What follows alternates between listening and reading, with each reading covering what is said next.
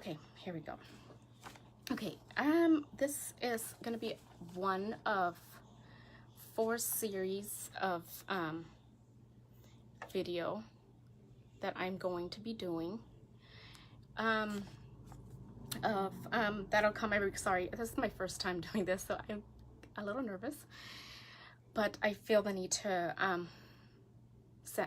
reach out to people, and hopefully there's someone out there that need to advocate like a mother. So I'm gonna do what it's like to be an advocate for your son who needs you.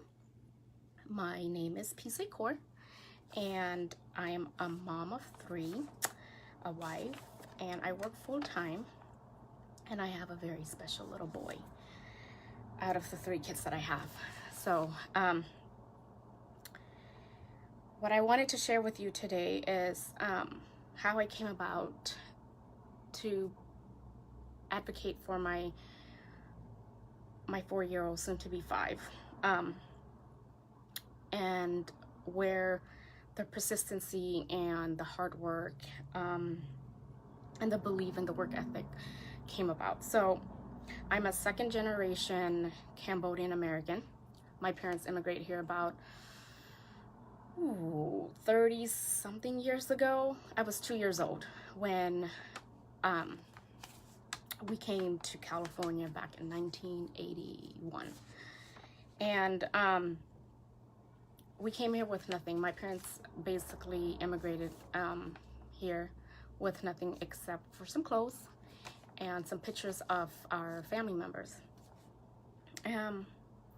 So through the years, you know, living here with the language barrier and everything, they were able to start a traditional brick and mortar business. In general, if you talk to anyone that you know that are Cambodian Chinese, they usually have a donut shop. They own a donut shop. And that's what we had. We had a donut shop. That's what I grew up with. I started working in that family business since I was 10 years old. I did anything from selling donuts using a milk crate to help frosting the donuts when our baker called in sick or something like that. So I lived in an environment where I have to understand that it takes a family to do business. I learned all about business at a very young age and what to do and what not to do. However, because I grew up in that environment, there were times where I would say growing up, I really didn't like how we were raised, because I grew up working hard. I didn't like my, hi Charlene, how are you? And I didn't like it because, you know, I look around and I see all my friends hanging out, having fun, going to school dances and prom and all that. However, I can't do any of that because our family business comes first, because that's the livelihood of for our family.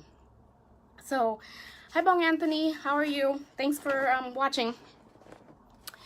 So if you can hear me, since I got some of you guys on here, send me some emojis to let me know that you can hear me.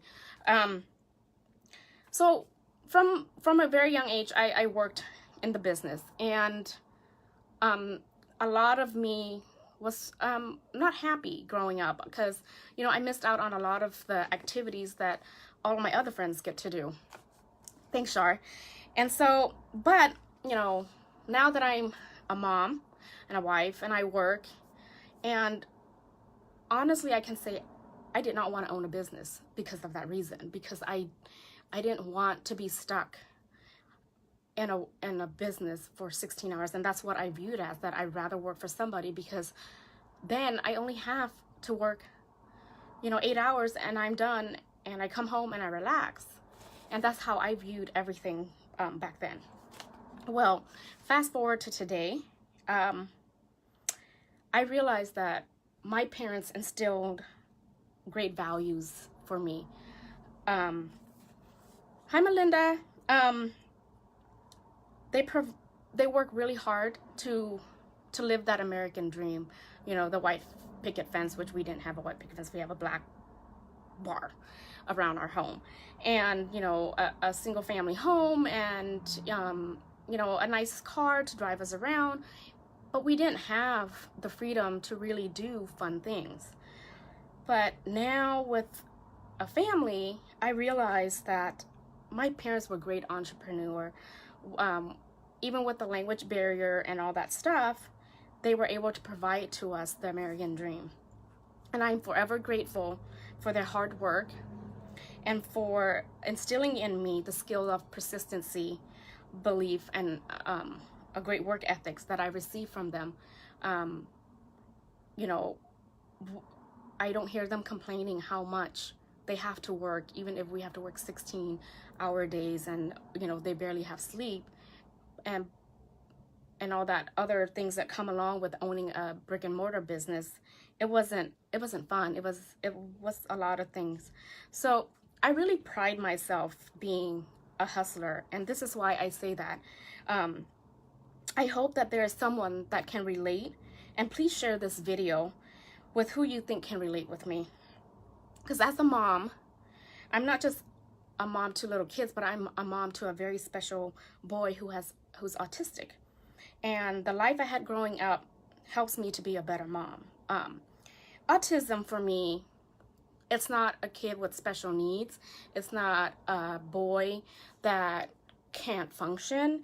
For me, I found this on a mug, and it really, I gravitate toward it because I really believe that they are always unique, totally intelligent, sometimes mysterious, just like any child. And I found, and that's how I really think of my son. That he, hey Maria, how are you?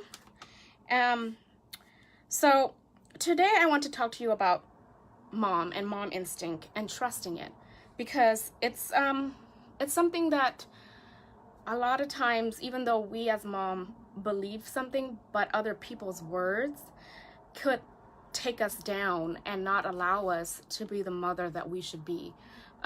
If you agree with me, and if you're a mom, give me some emojis and some love on this. So,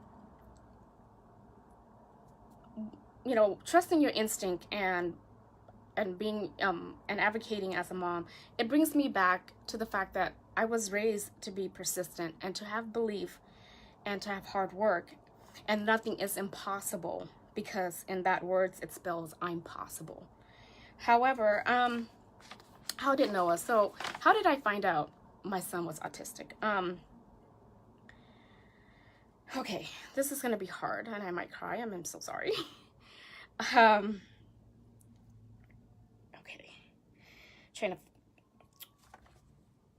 when my son was about 15 months. Hi Elizabeth, how are you? Thanks for watching. When my son turns about 15 months, I started noticing some change in him. He wasn't the happy-lucky boy. Like around 9 months, he started saying mama. Those words were never said again until he was 3. And eventually he slowly wasn't responding to us. And my gut feeling was there was something wrong with him. But, you know, there's stages that you have to go through as a mother, you know. And my first stage was I was in denial. I didn't want to believe that there was something wrong with him. And then there was, you know, the admittance stage that you have to admit it. And then once you admit it, you advocate. And at first, you know, I was in denial that there was anything going on. But, you know, I lived with it. And eventually I had, you know, discussed this and said, I think there's something wrong with him. Took him to his pediatrician. And they said, I don't know what I'm talking about, because he's a normal 18 months old baby boy. He dismissed what I had thought about, and he dismissed my instinct because I'm not a doctor. I'm just Dr. Mom. But because I really believe in fighting for my child, and I rather he get diagnosed than not. So even though I wanted a prescription or a referral from his pediatrician so that insurance would pay for our, hi Lisa, so that insurance would pay for the diagnosis. I didn't want to wait for that because I'm at the stage of admitting that possibly admitting that there's something that I need to figure out with my son. So we went and got him evaluated, and sure enough, the evaluation came, and my mom instinct, Dr. Mom, was right. And he was diagnosed as autistic at the age of 2. We started therapy. We started doing, I started looking for OT. We did ABA for a while. I don't prefer that. So we did, any type of therapy, and I researched any type of anything that would help my son to, I thought at the moment, to be as normal as possible like other kids. So,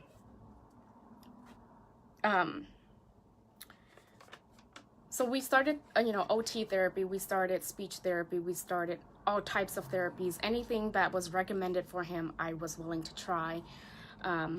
I even did probiotics, researching about, gut and brain, about with autistic kids. I did all of that. Well, I say all this because as a mom, we need to fight for our children, and you need to fight for your children. And for me, it's better to get an evaluation than not, because if you evaluate him, if there's nothing wrong with him, there's nothing wrong with him or her. However, if there is something that you believe wholeheartedly that he needs the attention, an evaluation would give him the opportunity, if he's developmental delay, and it will give him the opportunity to be better, because you're getting him an early start. So the earlier you detect it, the better chance of success. So fast forward 2 years, almost 3, he went from nonverbal to verbal, from doing a couple sign languages with me to being able to call me mommy. Hey Vanessa, how are you?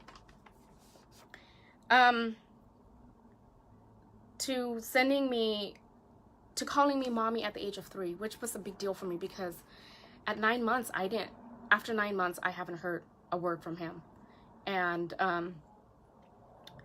so we started all this. We went from nonverbal to verbal. Like I said, sorry, I'm kind of repeating a little bit. And now he's to the point where we couldn't go to a party because he had a meltdown, which we're able to take him to family functions without him having a meltdown, and actually play with some of his cousins and our friends' kids with no issue. So it was a big deal for us. And I truly believe in evaluating no matter what. If you believe that there's something wrong with your child, just get him evaluated. The worst case is there's nothing wrong with him. Well, that's not really the worst case, but actually you are, hi Angela, how are you? And you give him an opportunity to be better. So, however, even though, he's my special son, he does not get special privileges because he's no different. Thank you, Angela, I received that. He does not get special privileges because he's no different than my other children. We get him help, we listen to his needs and his wants, and he's always unique, totally intelligent, sometimes mysterious, just like any other kid. So my current obsession is that I want to be an amazing advocate for my son. I'm building a brand that is skincare related, and if you can relate to this, or if you know a mom that would love to work from their phone and advocate for their child, please put us in touch. I am her girl. Hey Sean, how are you? Thanks for watching. There's nothing impossible for us women and as for us mom, because we were created to do all things through him, and while maintaining, mental health. Talking about mental health, this is mental health month too, and to be, no matter what the circumstances are, we're a mother with perseverance and with incredible instinct that God gave us to be able to protect our children. So I come to you today is to say, if there's anything you ever feel about your child, trust it, because I did. And because I did trust my instinct, I was able to fight for my son, to give him the help that he needed, even though everyone in the family did not see what I saw at that time. No one ever thought that my son needed help, but it was obvious for me, and it's the God-given gift to me as a mother to see what other people cannot see or feel. So please, advocate for your child. They need your protection, and they need your love. And if you don't protect them, then they have nobody. Because at the end of the day, we are created to have that incredible persistence, the incredible instinct that what's going on inside your child. So thank you for watching, and I'll talk to you next week. Bye-bye.